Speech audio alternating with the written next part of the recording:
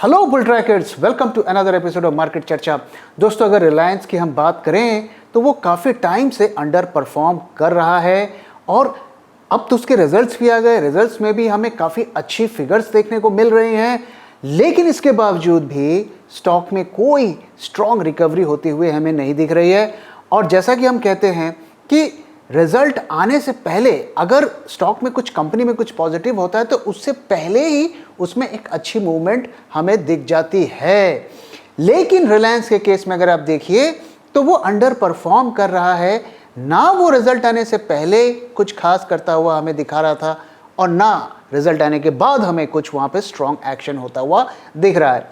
तो क्या इसमें इश्यू है, क्या प्रॉब्लम्स हैं, क्यों स्टॉक में मूवमेंट नहीं हो रही है और इसके क्या पॉजिटिव ट्रिगर्स हैं, क्या कैसे कौन से वो ट्रिगर्स हैं जिसके इफेक्ट में आने के बाद से स्टॉक में हमें अच्छी मूवमेंट देखने को मिल सकती है, उसकी इन सभी चीज़ों के बारे में इस वीडियो में हम बात करेंगे। तो आइए सबसे पहले हम रिलायंस का परफॉर्मेंस देखते हैं। तो अगर आप देखिए, अगर 52 वीक्स से अगर आप देखिए तो अब ये स्टॉक 17% डाउन है। 6 मंथ्स का अगर आप फिगर में अगर आप कंपेयर करें तो 3% स्टॉक डाउन है। अगर 2023 इस साल की बात करें तो करीब 7.86% स्टॉक डाउन है। 1 ईयर का अगर हम कंपैरिजन करें तो करीब 14.50% डाउन है। लेकिन अगर आपने इस स्टॉक को 5 साल पहले खरीदा होता तो ये करीब आपको 1.4 टाइम्स, करीब 1.5 गुना रिटर्न ये आपको दे रहा होता। तो आइए सबसे पहले हम इसको निफ्टी के साथ इसकी एक कंपैरिजन करते हैं और देखते हैं कि निफ्टी के कंपैरिजन में ये स्टॉक कैसा परफॉर्म करा है हिस्टोरिकली। तो मैं आपको दिखा रहा हूँ, ये आपका जो ये कंपैरिजन है ये निफ्टी के साथ किया हुआ है, वीकली चार्ट पे किया हुआ और इसे हमने अप्रैल 2020 से इसको कंपैरिजन किया हुआ है। और इसमें हम देखेंगे कि अगर आपने इस स्टॉक को अप्रैल 2020 जब कोरोना का क्रैश हुआ था उसके इमीडिएटली बाद अगर आप खरीदते तो उसके बाद आप देखिए कि किस तरीके से स्ट्रांगली स्टॉक निफ्टी के अगेंस्ट में आउट परफॉर्म कर रहा था। दोस्तों, अगर आपको याद होगा कि इससे पहले भी स्टॉक जो है अंडर परफॉर्म कर रहा था, स्टॉक में कोई एक्टिविटी नहीं थी, सालों से रिटेल वाले उस स्टॉक में फंसे पड़े थे और रिटेल की काफ़ी ज़्यादा करीब 22 से 23% की स्टॉक में होल्डिंग थी। लेकिन फिर क्या होता है कि उसमें सीरीज ऑफ स्टेक सेल की न्यूज़ आती है कि भाई रिलायंस का में इस कंपनी भी ये इन्वेस्ट कर रही है। उसका परिणाम क्या होता है कि स्टॉक काफ़ी तेज़ी के साथ जो है बढ़ता है और ऑल टाइम हाई की तरफ चला जाता है। तो अगर आप देखिए अप्रैल 2020 से अगर सितंबर तक इस दौरान ही स्टॉक ने काफ़ी अच्छा परफॉर्म किया और धीरे धीरे फिर आप देखिए निफ्टी ने उसको ओवरटेक कर लिया। निफ्टी के कंपैरिजन में स्टॉक अंडर परफॉर्म करने लगा और करीब अक्टूबर 2021 में देखिए दोनों ने ऑल टाइम हाई के आसपास दोनों एक साथ पहुंचे और वहां से एक बार फिर वो अंडर परफॉर्म करता रहा। तो अगर आप देखिए इसको कंपेयर करिए तो अगर तो आपने इसे कोरोना क्रैश में खरीदा था तभी आपको एक मीनिंगफुल इस स्टॉक में रिटर्न मिलता हुआ दिख रहा होगा। Otherwise majority of time Reliance खरीदने से अच्छा है कि आप निफ्टी ETF में पैसा लगाएं, क्योंकि most of the time Nifty उसको आउट परफॉर्म करता है। और जैसा कि मैंने बताया, अगर आप 2020 से पहले भी जाएंगे तो इसी तरीके का पैटर्न हमें दिखता है। तो रिलायंस में जो मेजर प्रॉब्लम है वो क्या है वो मैं आगे आपके साथ डिस्कस करूंगा। अब आप देखिए, आपने अगर इसे 2021 अगर अक्टूबर 2021 के बाद इसे खरीदा है तो हाईली लाइकली आप इस वक्त लॉस में चल रहे होंगे। तो 2 साल से इसमें कोई जो है मेजर स्टॉक के प्राइस में बूस्ट होता हुआ हमें नहीं दिख रहा है और यही वजह है कि रिटेल वाले भी अब जो है स्टॉक से निकल रहे हैं, स्टॉक को छोड़ रहे हैं। और सिर्फ रिटेल वाले ही नहीं, इंस्टीट्यूशंस भी स्टॉक को छोड़ रहे हैं और इसके बारे में हम वीडियो में आगे बात करेंगे। तो आइए उससे पहले हम थोड़ा रिजल्ट्स की बात कर लेते हैं। तो रिजल्ट्स अगर आप देखिए तो काफ़ी अच्छे रहे। तो अगर हम नेट रेवेन्यू की बात करें तो वो रिकॉर्ड हाई पे रहा, करीब 74,088 करोड़ का, जो कि एक तरीके का रिकॉर्ड रहा रिलायंस के केस में। लेकिन ये जो मेजर बूस्ट था ये ऑयल टू केमिकल सेक्टर से ही आया है। जो रिलायंस के हाई ग्रोथ एरियाज हैं जैसे रिटेल हो गया या आपका जियो हो गया, वहाँ से ये फिगर नहीं आई है। मेजॉरिटी इसमें जो कंट्रीब्यूशन है वो ऑयल टू केमिकल का है, जिसे डाइंग बिजनेस कहा जा रहा है। अगर हम नेट प्रॉफिट में भी देखें तो वहाँ पर कुछ खराब नहीं है, हम अच्छा ही करेंगे, करीब 13% का ग्रोथ है। लेकिन इसमें प्रॉब्लम क्या है कि ईयर ऑन ईयर तो 13% का उसमें ग्रोथ दिखा है, लेकिन क्वार्टर एंड क्वार्टर भी वो फ्लैट है। तो फिगर्स को अगर आप देखें, अगर सिर्फ फिगर्स को देखें तो यहाँ पे कुछ खास ऐसा बुरा नहीं है, इसे हम अच्छा ही कहेंगे। लेकिन प्रॉब्लम कहाँ है, प्रॉब्लम कहाँ है, और वो प्रॉब्लम मैं आपको बताऊंगा। अगर हम जियो की बात करें तो जियो में अगर आप देखिए तो उन्होंने भी अच्छा किया है। जियो ने अब डिक्लेयर कर दिया है कि उनके पास काफ़ी ज़्यादा फ्री कैश फ्लो भी हो गया, करीब 6000 करोड़ से ऊपर का, और उन्होंने अच्छे एडिशंस भी किए हैं अपने जो कस्टमर बेस का। लेकिन आरपू जो होता है, एवरेज रेवेन्यू पर यूज़र, वो एक तरीके से फ्लैट है। वो तब तक फ्लैट रहेगा जब तक कि वो अपने जो चार्जेस हैं जियो के, जो मोबाइल के, वो ना बढ़ाएं। और वो फिलहाल तो बढ़ता हुआ नहीं दिख रहा है। 2024 तक जो है मोबाइल डेटा के प्राइसेस नहीं बढ़ेंगे, ऐसा कई एनालिस्ट लोग कह रहे हैं। वहीं अगर रिटेल की बात करें तो वहाँ पर भी अच्छा खासा ग्रोथ देखने को मिला है। उन्होंने अपने रिटेल जो एरिया है उसमें करीब 58% का ग्रोथ किया है, और इनका जो रेवेन्यू है 19% का जो है इसकी रफ्तार से ग्रो किया है। बट जिस रफ्तार से वो अपने एरिया का एक्सपेंशन कर रहे हैं उस रफ्तार से रेवेन्यू नहीं ग्रो कर रहा है। तो जो दोनों इनके हाई ग्रोथ सेक्टर हैं वहाँ पे कोई नेगेटिव नहीं है। लेकिन जो प्रॉब्लम ये है कि जो इनका मेजर रेवेन्यू तो अभी भी oil and oil to chemical से ही आता है, और उसी की वजह से ये इनकी जो टोटल कंसोलिडेटेड फिगर है वो हमें अच्छी दिख रही हैं। अब इसमें प्रॉब्लम्स क्या है, आइए दोस्तों एक एक करके बात करते हैं। तो सबसे पहले अगर हम बात करें तो ऑयल टू केमिकल तो रिलायंस को अभी भी चला रहा है, उनका ब्रेड एंड बटर बिजनेस है। और बाकी के जो एरियाज़ हैं उसमें ग्रोथ तो हो रहा है, लेकिन वो उस रफ्तार से जो उसमें रेवेन्यू नहीं ग्रोथ कर रहा है। और उसमें भी अगर आप देखिए तो कोई ऐसा ड्रामेटिक ग्रोथ नहीं है आपके रेवेन्यू में और अर्निंग्स में। तो इस वजह से स्ट्रीट जो है वेट कर रहा है, वो देखना चाह रहा है कि आप इसमें कुछ ड्रामेटिक ग्रोथ करें। तो वहाँ पर कुछ होता हुआ नहीं दिख रहा है। कोई भी जब इस साइज़ की कंपनी होती है तो उसके इन्वेस्टर्स को ग्रोथ चाहिए होता है, जो वहाँ पे नहीं दिख रहा है। तो ना इंस्टीट्यूशंस को ग्रोथ दिख रहा है, इसलिए वो भी सेल कर रहे हैं, क्योंकि ऑयल टू केमिकल के भरोसे आप कितने टाइम तक बैठ सकते हैं। रिटेल वाले भी सेल कर रहे हैं, क्योंकि रिटेल वालों को जो है स्टॉक के प्राइस में मूवमेंट नहीं दिख रहा है, तो वो भी निकल रहे हैं। दोस्तों आपकी जानकारी के लिए बता दूं कि 2020 के आसपास जो है इसमें रिटेल का पार्टिसिपेशन काफ़ी हाई था, करीब 20 से 22% जो शेयर होल्डिंग थी रिटेल की थी। और उस दौर में जैसा कि मैंने बताया काफ़ी कंपनीज रिलायंस में इन्वेस्ट कर रही थी, और उसी के सब न्यूज़ पढ़ के काफ़ी रिटेल वालों ने उसमें इन्वेस्ट किया। लेकिन अब जो है उनकी शेयर होल्डिंग ऐसा लग रहा है कि काफ़ी ज़्यादा गिर गई है। तो मेरे पास लेटेस्ट फिगर्स तो नहीं है, लेकिन एक एस्टिमेट के हिसाब से आधी हो गई है, यानी 22% से 11% हो गया है। दूसरा जो बड़ा कारण है जिसकी वजह से जो है एफआईआईज बहुत ज़्यादा सेलिंग कर रहे हैं, हालांकि रिटेल वालों को इससे फ़र्क नहीं पड़ता, तो वो है कि इनका डेट। तो जब 2 साल पहले उन्होंने अपने स्टेक्स को बेचा था तो रिलायंस ने कहा था कि हम रिलायंस को ज़ीरो डेट कंपनी बनाएंगे।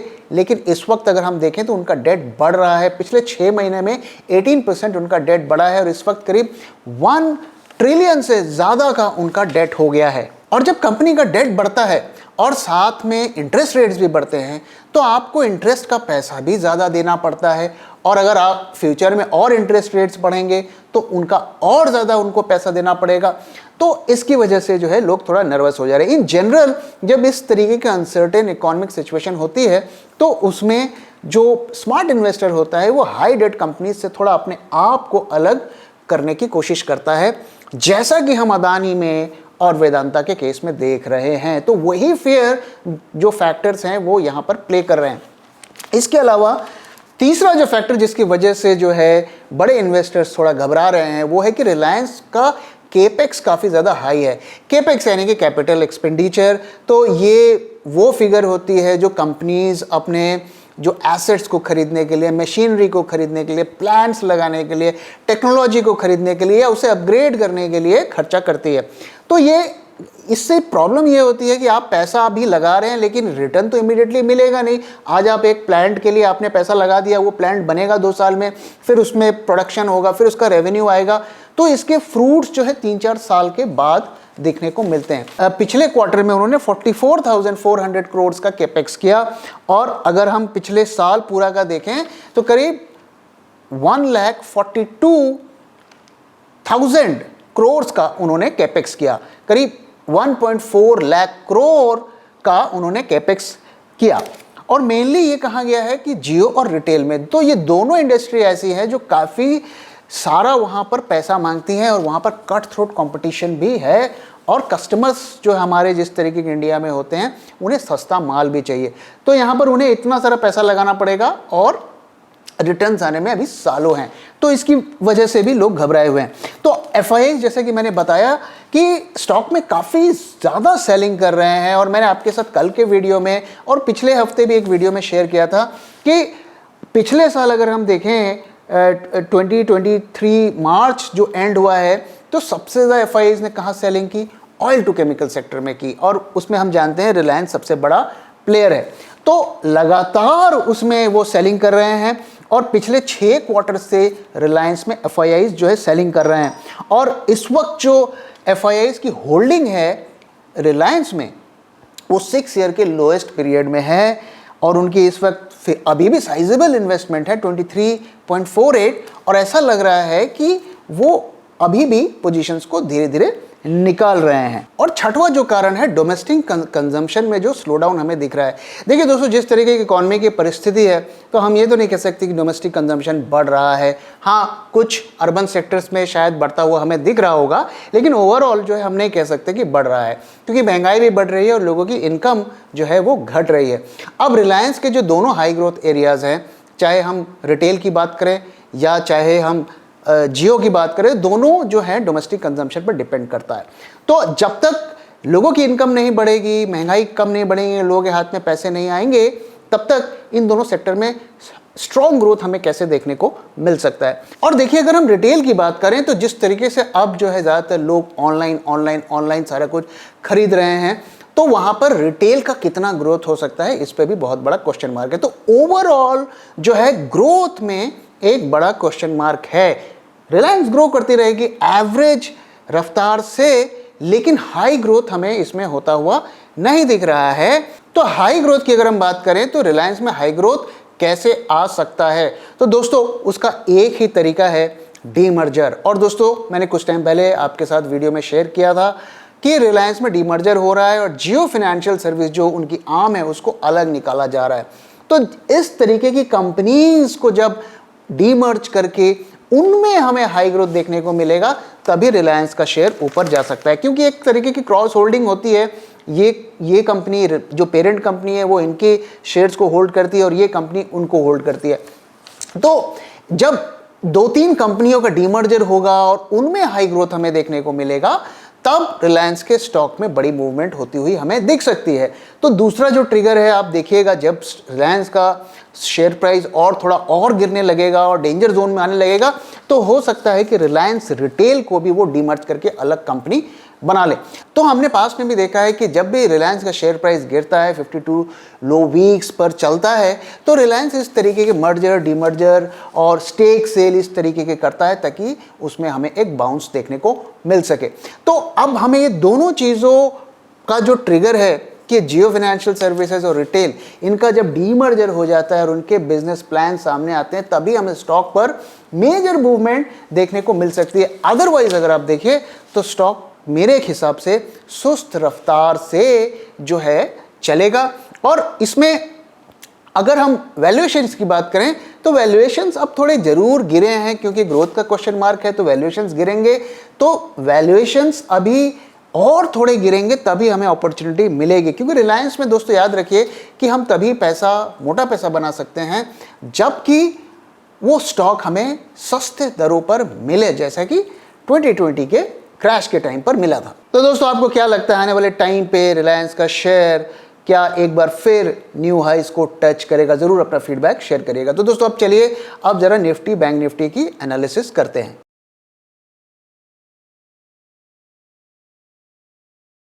तो आइए सबसे पहले ऑप्शन चेन की एनालिसिस करते हैं। तो ऊपर वाला चार्ट आज का है 25 का, और नीचे वाला चार्ट 21 का है। तो यहाँ पर कुछ ऐसा हमें खास नहीं देखने को मिल रहा है। एक ही मेजर ऑब्जर्वेशन है कि यहां पर अगर आप देखिए तो एक बड़ा रेजिस्टेंस जो था वो 17,700 पर था, सबसे बड़ा रेजिस्टेंस यहां पे था, वो अब शिफ्ट होके 18,000 पे चला गया है। तो ये एक बुलिश सेंटिमेंट्स की तरफ इशारा कर रहा है, क्योंकि काफ़ी बड़े मार्जिन के साथ जो है मेजर रेजिस्टेंस शिफ्ट हुआ है। तो फिलहाल इस पिक्चर को देखकर यहाँ से हमें एक ही चीज़ हम कंक्लूड कर सकते हैं कि नेक्स्ट रेजिस्टेंस 18,000 पर है। तो 17,800 अगर कन्विंसिंगली क्रॉस होता है तो 18,000 ही नेक्स्ट रेजिस्टेंस है, नेक्स्ट माइलस्टोन है, ये यहाँ से हम कंक्लूड कर सकते हैं। अगर हम डे वाइज ओआई को देखें तो वहाँ पर हमें क्या पिक्चर देखने को मिलती है, तो जो एक 21st का हमारा फ्राइडे का जो पिक्चर थी उसमें हमें एक बेयरिश सेंटिमेंट मिलता हुआ दिख रहा था, लेकिन पिछले 2 दिनों में अगर आप देखिए तो वो अब खत्म होता हुआ दिख रहा है, क्योंकि पुट सेलर्स यहाँ पर ज़्यादा दिख रहे हैं। लेकिन यहाँ पर एक और ऑब्जर्वेशन है, अगर आप यहाँ पे 5 अप्रैल से अगर पुट ओआई को देखें तो वो एक्चुअली कम है, और अगर आप यहाँ पर 19th का भी देखें उसके कॉल ओआई से भी पुट ओआई कम है। तो डेफिनेटली सेंटिमेंट्स जो हैं यहाँ पर बुलिश दिख रहे हैं, लेकिन आई वुड नॉट से कि स्ट्रांगली बुलिश है। अब आइए दोस्तों जरा निफ्टी का चार्ट देखते हैं। तो फ्राइडे के दिन जब हमने मार्केट को डिस्कस किया था तो हमने आपसे कहा था कि यहाँ से हमें दोनों पॉसिबिलिटी है, ऊपर जाकर भी नीचे आ सकता है और यहाँ से नीचे जाकर भी आ सकता है, और ये फिलहाल ऊपर जाता हुआ हमें दिख रहा है। कल के वीडियो को अगर आपने देखा होगा तो मैंने आपके साथ शेयर किया था कि मार्केट में तेज़ी लौटती हुई दिख रही है, हमें अपनी पोजीशंस को कट कर देना चाहिए, क्योंकि हमारे पोजीशंस जो हैं क्रॉस होते हुए दिख रहे थे। और अगर आप हेजिंग के साथ पोजीशंस को लेकर बैठे हैं तो आप बैठकर कुछ दिन तक और देख सकते हैं कि मार्केट कहाँ जा रहा है। फिलहाल यहाँ पर हमें क्या होता हुआ दिख रहा है, देखिए दोस्तों, जब इस तरीके का रेंज बाउंड मार्केट है, पिछले कई दिनों से हमें मार्केट में जो है बहुत ज़्यादा मूवमेंट नहीं दिख रही है, और अगर आप देखिए तो ये एक तरीके से रेंज में ही मार्केट यहाँ पर घूम रहा है। तो इस तरीके के सिचुएशन में जो सिग्नल्स आते हैं वो बहुत ज़्यादा रिलायबल नहीं होते हैं। लेकिन फिलहाल हमारे एल्गोज जो शॉर्ट टर्म में हमें क्या बता रहे हैं वो मैं आपके साथ शेयर करता हूँ। तो हमें निफ्टी में बाय सिग्नल दिख रहा है इस वक्त, शॉर्ट टर्म की मैं बात कर रहा हूं दोस्तों, और इस शॉर्ट टर्म में जो हमारा जो की लेवल रहेगा 17,716, इस लेवल में अगर हम शॉर्ट टर्म की तेजी को राइड करना चाहते हैं तो इसके ऊपर हम कर सकते हैं, इसका स्टॉप लॉस भी रख सकते हैं, या इसके नीचे हम शॉर्ट भी कर सकते हैं। तो इस वक्त हमें इस लेवल को ऑनर करना चाहिए। अगर आप तेजी में काम करना चाहते हैं तो अभी करंट लेवल पर बुलिश पोजीशंस में बैठ सकते हैं और इस लेवल को जो है अपना स्टॉप लॉस बना सकते हैं। अगर आप नीचे की तरफ काम करना चाहते हैं तो इसको नीचे की तरफ क्रॉस करने के बाद ही हमें पोजीशन बनानी चाहिए।